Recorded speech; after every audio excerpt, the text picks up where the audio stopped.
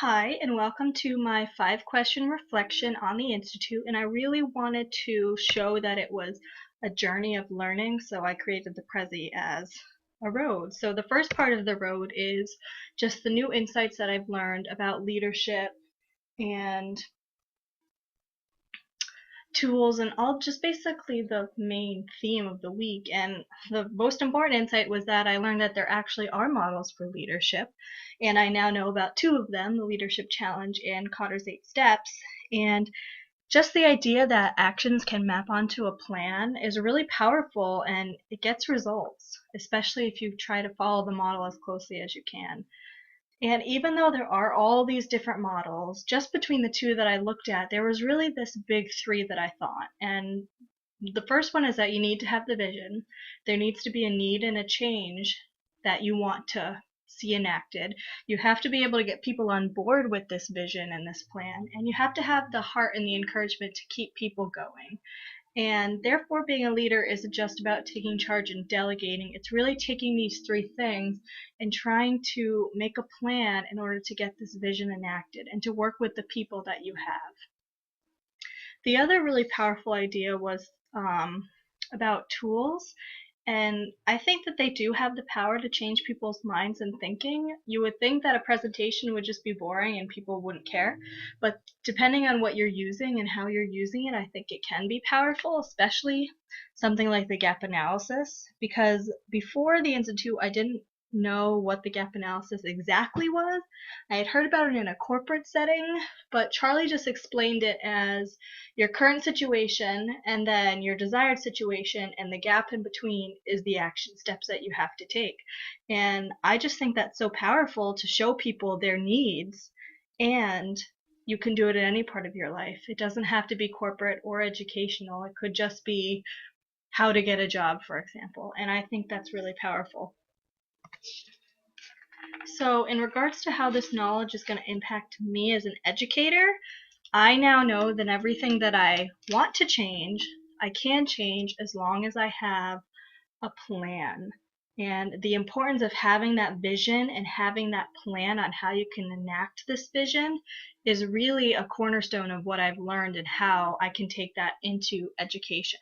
And I can instill those kind of ideas into my students when they're doing group work, when they're planning, when they have to problem solve.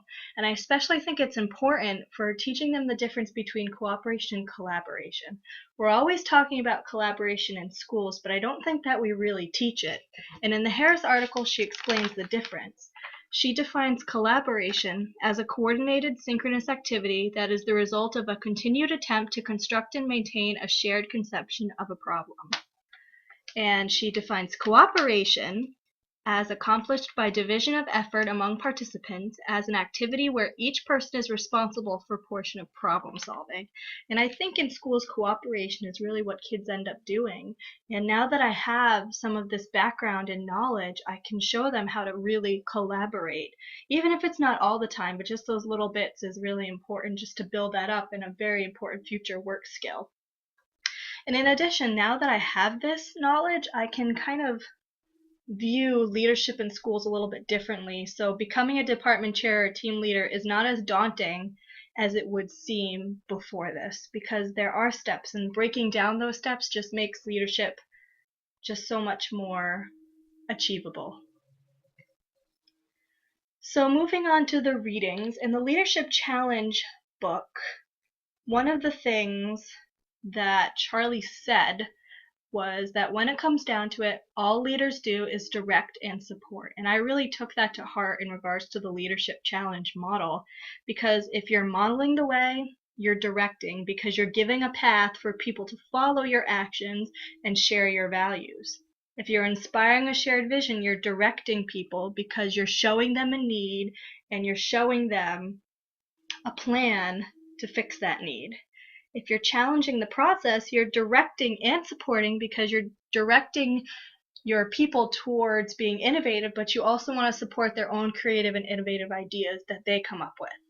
If you're enabling others, you're supporting them to act because you want to get people to act by providing supports. If there's no supports, nobody's going to do anything because there's no base to jump off of. And if you're encouraging the heart, that really is just all about support, because if you want people to keep going, you have to show that they're validated and what they're doing is important. So I thought that that one phrase Charlie said in our discussion is just all of the leadership challenge rolled into one concise little ball. So in regards to change models, I focused on the Cotter article and his 8 steps. And the biggest insight I got out of that was that you have to have a vision, and more importantly, sometimes you even have to have a tangible plan. And actions matter as a leader, so in order to have the power over people, you need a plan, because many things can go wrong without one. And even though creating a vision is number 3 on Cotter's arguments, I would really argue that it's number 1, because you can't create a sense of urgency if you don't have a vision of what needs to change. You can't form a guiding coalition if there's no vision of who would help you or not. So the vision is really the most important thing. And if you don't have one, and if you do have one, it can reduce errors. And as Cotter says, fewer errors can spell the difference between success and failure.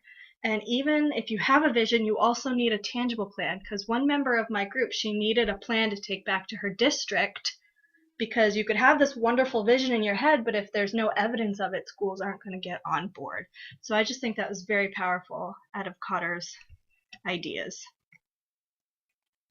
So I chose to read the Petridis and Nodine article for collaboration, creativity, and curation. And as I was reading this article, I was really thinking knowledge management is almost the same as progress monitoring. And indeed, he makes that connection later in the article, but his point is that it's not knowledge management unless there's some kind of action.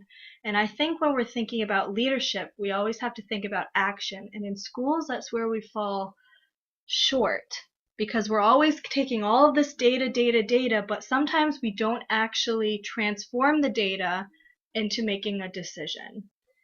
And in order to make it knowledge management, we really have to have that data, show that there's a need there, work to fix the problem, make decisions, all while maintaining the reason why you started collecting the data in the first place. And another important idea from this article is that you always have to focus on the people.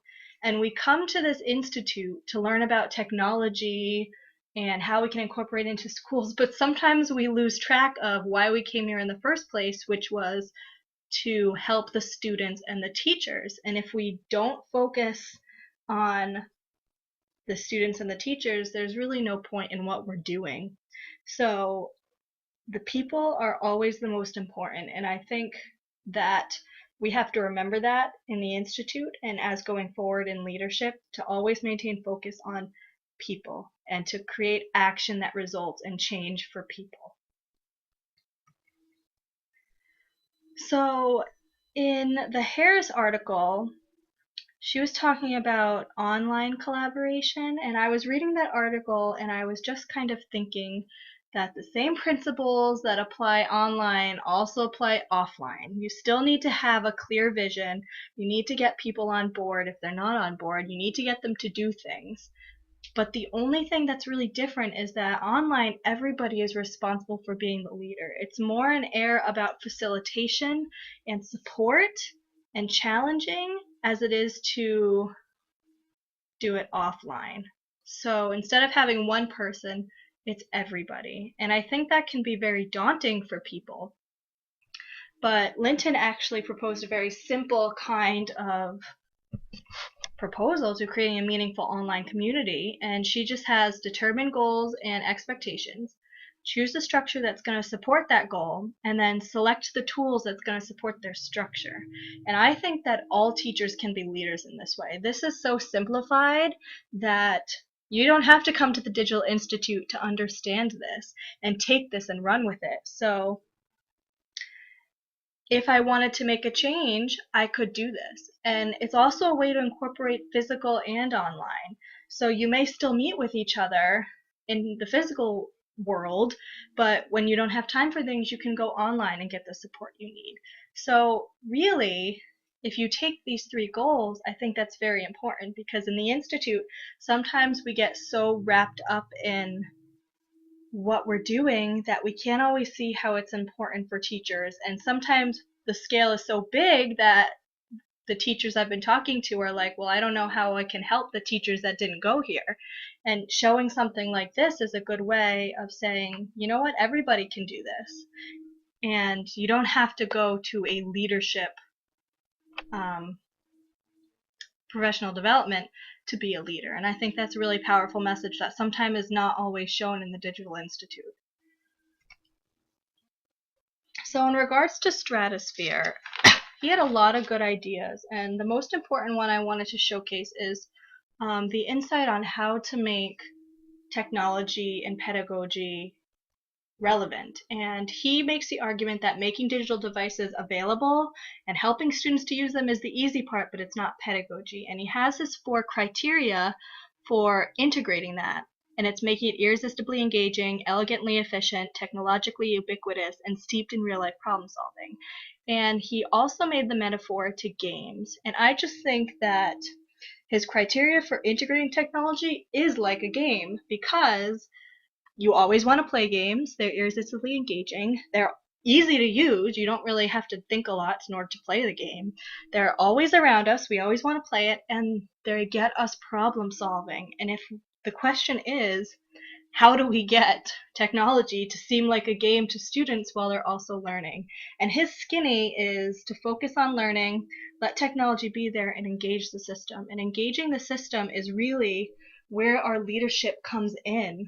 Because with the conversations I've been having with the people in the Institute, sometimes they don't even have step 1 and focus on learning, or they don't even have technology. So it's really hard to be able to make this if you're missing the steps. And the Institute helps us to get a little bit closer to how we can do this in schools. And just by having this little mindset just makes it a little bit easier to conceptualize.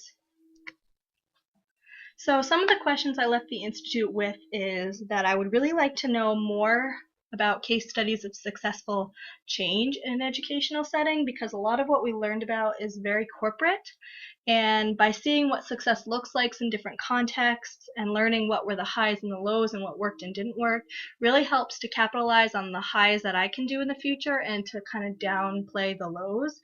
And Twitter is a good way of finding people who have similar interests in similar things, and blogs, especially if people are journaling a similar kind of change situation, is a good way to learn about those things. And the other big question I had was, is there a program for collecting apps? Because I wanted one in my project plan, yet I could not find one. Nobody in Tier 2 knew about one. I couldn't find one anywhere on iTunes.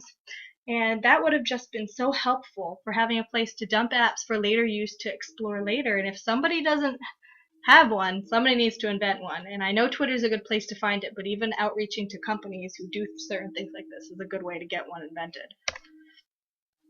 So the ultimate goal would be the impact to my current work environment. And right now, I wouldn't consider myself a leader because I'm not in a school district in any meaningful sense of the word, but I would consider myself a knowledge facilitator and a leader down the line, because now that I have all this, I can enact PD for the districts. I can get involved in the technology committee, trying to morph some of these leadership concepts into their districts.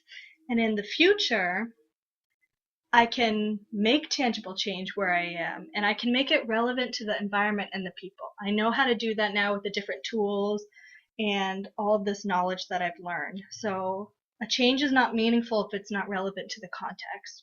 So having all of this knowledge is hopefully going to make me more appealing to these districts so that I can help make change wherever I am. So those are all my works cited, and if you have any questions, you can send me a tweet or send me an email. Let me know. Thanks!